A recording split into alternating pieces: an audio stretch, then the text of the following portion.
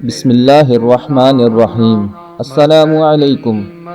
وہ شخص جو اپنی جگہ بیٹھے عرش اعظم کو دیکھ لیا کرتا تھا، اس کے ساتھ ایسا کیا ہوا کہ وہ اللہ تبارک و تعالی عز و جل کے عذاب میں ایسا گرفتار ہوا کہ اس کی اپنی زبان ہی سینے پر لٹک گئی۔ میرا نام ہے عبید اور آج کے اس چیپٹر میں ہم اسی شخص کے بارے میں سنیں گے، مگر اس سے پہلے چینل کو سبسکرائب نہیں کیا تو سبسکرائب کر لیجئے اور ہمارے نیو ویڈیوز کے لیے بیل آئیکن کو بھی پریس کر دیجئے۔ میرے عزیز دوستو، اس شخص کا نام بلعم بن بعورہ تھا۔ اس کو اسم اعظم کا بھی علم تھا اور یہ شخص مستجاب دعوات بھی تھا۔ جب حضرت موسیٰ علیہ السلام قوم جبارین سے جہاد کرنے کے لیے لشکر لے کر نکلے تو بلعم بن بعورہ کی قوم اس کے پاس گھبرائی ہوئی آئی اور کہا کہ آپ تو مستجاب دعوات ہیں، آپ حضرت موسیٰ علیہ السلام کے لیے دعا کیجئے کہ وہ شکست کھا کر واپس چلے جائیں۔ یہ سن کر بلعم بن بعورہ کانپ اٹھا اور کہنے لگا، خدا کی پناہ کہ حضرت موسیٰ علیہ السلام تو اللہ کے رسول ہیں، ان کے لشکر میں مومن اور فرشتے شامل ہیں، میں ان پر کیسے دعا کر سکتا ہوں۔ بلعم بن بعورہ جب اپنی قوم کے اتنے اصرار کرنے پر بھی راضی نہ ہوا تو اس کی قوم نے ایک اور چال چلی۔ اس کی قوم نے بہت سے تحفے تحائف دے کر اسے مال و دولت کا لالچ دیا، یہاں تک کہ بلعم بن بعورہ مال و دولت کے جال میں پھنس گیا۔ وہ اپنی گدھی پر سوار ہو کر بددعا کے لیے چل پڑا، مگر اس کی سواری بھی بار بار رک جاتی۔ وہ اسے مار کر آگے لے جانا چاہتا، یہاں تک کہ اللہ تبارک و تعالی عز و جل نے اس گدھی کو بھی بولنے کی قوت عطا فرمائی تو اس نے کہا، افسوس بلعم بن بعورہ، تو کہاں جا رہا ہے؟ میرے آگے فرشتے ہیں جو میرا راستہ روکے ہوئے ہیں، تیرا برا ہو کیا تو اللہ کے نبی کے لیے بددعا کرے گا؟ گدھی کی یہ تقریر سن کر بھی بلعم بن بعورہ پہ کوئی اثر نہ ہوا اور نہ ہی وہ واپس ہوا، یہاں تک کہ حسبان نامی پہاڑ پر وہ چڑھ گیا اور حضرت موسیٰ علیہ السلام کے لشکر کو بغور دیکھ کر بددعا شروع کر دی۔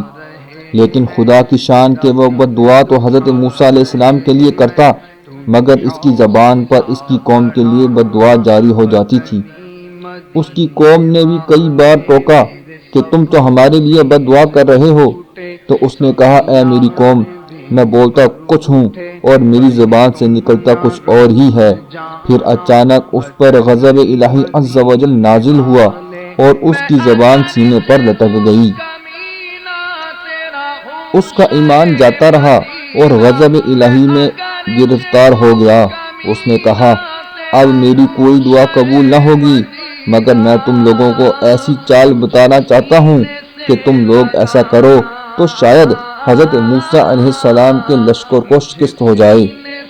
تم ہزاروں خوبصورت لڑکیوں کو بنا سنوار کر ان کے لشکر میں بھیج دو، اگر ان میں سے کسی ایک آدمی نے بھی زنا کیا تو پورے لشکر کو شکست ہو جائے گی۔ تو اس کی قوم نے ایسا ہی کیا، یہاں تک کہ بنی اسرائیل کا ایک رئیس ایک لڑکی پر مر مٹا اور اسے اپنے خیمے میں لے گیا۔ اس گناہ کی نحوست کا یہ اثر ہوا کہ بنی اسرائیل کے لشکر میں طاعون کی وبا پھیل گئی اور گھنٹے بھر میں 70,000 آدمی مر گئے۔ سارا لشکر ناکام واپس لوٹ گیا۔ اس پورے واقعہ کا ذکر اللہ تبارک و تعالی عز و جل سورہ اعراف میں ذکر فرماتا ہے۔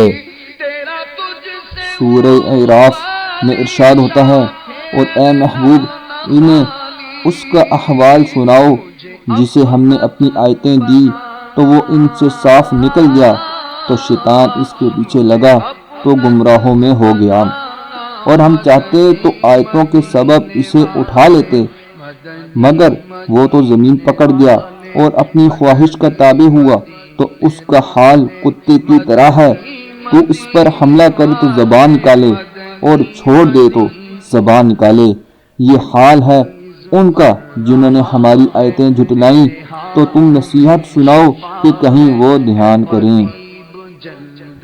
روایت میں آتا ہے کہ بعض انبیاء کرام علیہ السلام نے اللہ تبارک و تعالی عز و جل سے دریافت کیا کہ تو نے بلعم بن بورہ کو اتنی نعمتیں عطا فرما کر پھر اس کو کیوں اس قدر ذلیل و رسوا کر دیا؟ تو اللہ تبارک و تعالیٰ نے ارشاد فرمایا اس نے میری نعمتوں کا کبھی شکر ادا نہیں کیا، اگر وہ شکر گزار ہوتا تو میں اس کی کرامتوں کو سلب کر کے اس کو دونوں جہانوں میں اس طرح ذلیل و خوار اور خائب و خاسر نہ کرتا۔ اللہ تبارک و تعالیٰ عز و جل سے دعا ہے کہ وہ ہمیں اپنی نعمتوں پر شکر بجا لانے کی توفیق عطا فرمائے، آمین، بجاہ النبی الامین صلی اللہ تعالی علیہ وآلہ وسلم۔